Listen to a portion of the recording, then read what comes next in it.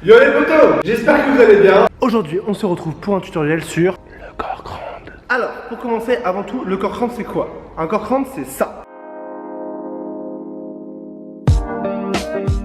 Donc, pour faire simple, pour vous expliquer, c'est un cork, donc un salto arrière sur une jambe avec une vrille.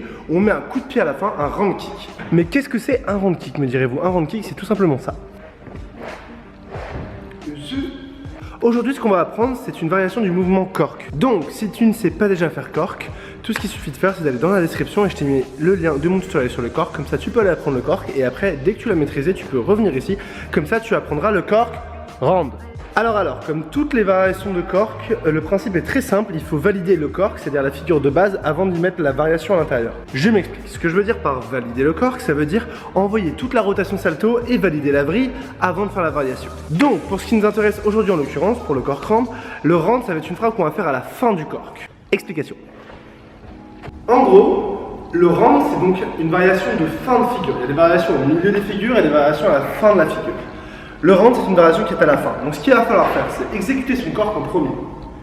Donc on est ici, on va aller shooter dans son cork, d'accord? Là, on rentre dans le salto, on va aller venir, et une fois qu'on a fait sa vrille, on va regarder devant soi et frapper. Donc voilà, ça paraît plutôt simple comme ça. En gros, ce qu'il va falloir faire pour réussir à faire cork round, c'est créer un repère visuel qui vous permettra de savoir quand frapper. Parce que oui, honnêtement, c'est vraiment une des variations de cork les plus simples, sachant que si vous savez déjà faire cork sur les pieds, tout ce qu'il y a à faire, c'est de regarder au bon endroit pour frapper, et vous serez toujours sur les pieds. Attention, vous serez toujours sur les pieds si vous pensez à valider le cork avant de faire le round. Si vous pensez de l'inverse, c'est-à-dire que je vais essayer d'aller frapper le plus vite possible, vous n'allez pas avoir salto et vous allez souvent tomber comme ça. Même si ça fait partie du tricks, tomber ça fait jamais plaisir, donc voilà, pensez à valider votre rotation salto. Une fois que vous la validez, même si on voit pas beaucoup le round, plus vous allez le faire, plus vous allez trouver le bon timing pour le frapper, plus on va le voir. Bref, maintenant que vous voyez ce que c'est un cork round, on va passer à la pratique. Comment vous allez faire, quels exercices vous allez faire pour pouvoir arriver à faire un cork round. Alors oui, d'ailleurs j'ai oublié de le préciser, mais dans cette vidéo, moi j'utilise le TD Raise parce que c'est mon élan préféré, mais vous pouvez utiliser n'importe quel élan. Le J-step, le I-step, le scoot, n'importe lequel. L'élan avec lequel vous êtes le plus à l'aise, comme ça vous arriverez facilement à faire votre cork round. Parce qu'en gros, il faut que votre corps soit le plus simple possible à faire pour avoir le temps de penser à faire la variation. Bref, pour arriver au cork round, il va falloir faire un seul exercice avant et c'est celui-là. En gros, ce qu'on va faire, c'est qu'on va envoyer un gros cork avec le plus de salto possible, le mieux placé possible dans le salto, un cork vraiment le plus puissant possible. On envoie son cork et ce qu'on va faire, une fois qu'on a déclenché la vrille et la rotation, on va essayer d'aller regarder derrière soi, donc c'est-à-dire dos à la direction où on est parti, et on va juste essayer de voir et de bouger son cork. En gros, cet exercice va vous permettre de prendre le repère visuel du cork round. Après ça, tout ce qu'il va falloir faire, c'est le répéter encore et encore et encore pour être sûr de son repère visuel. Je répète, je shoot, je rentre mon cork, je regarde à la fin et je vais poser mon corps normalement. Il faut juste que vous arriviez à avoir le repère visuel bien défini. Alors au début, vous aurez juste la tête qui regarde et vous regarderez trop tard. Et petit à petit, à force d'essayer de regarder, vous allez pouvoir voir votre cible. Petite démonstration.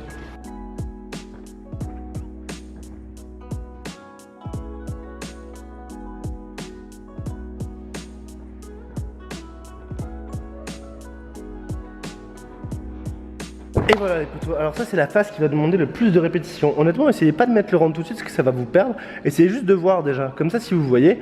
Après tout ce qu'il y aura à faire, c'est mettre le round kick calmement. Sachant que je vous le rappelle, un round kick c'est juste ça. Du coup ça va pas demander tellement une fois que vous êtes placé, surtout que plus vous allez regarder, plus votre buste il va se placer dans la direction de la cible naturellement et donc plus votre frappe restera ouverte. Et voilà, une fois que vous avez ce fameux repère visuel et que vous êtes à l'aise, tout ce qu'il y a à faire, c'est frapper le round. Et ce qui nous donne ceci.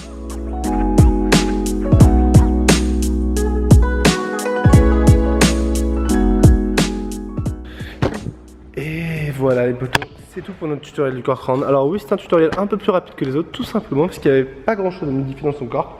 C'est une variation très simple quand on a un bon cork. Sachez que en général, si vous n'y arrivez pas, c'est que vous n'êtes pas assez à l'aise sur votre cork. Donc rebossez plutôt votre cork que d'essayer de faire cork round encore et encore, ça va dérégler votre cork. Bref les potos, j'espère que ce tutoriel vous aura plu, j'espère surtout qu'il vous aura été utile. J'espère que vous aurez passé un bon moment en le regardant. Et voilà les potos, nous on va se dire à la semaine prochaine, jeudi 18 h pour une nouvelle vidéo. Et d'ici là, prenez soin de vous, j'espère que tout va bien pour vous. Peace les potos.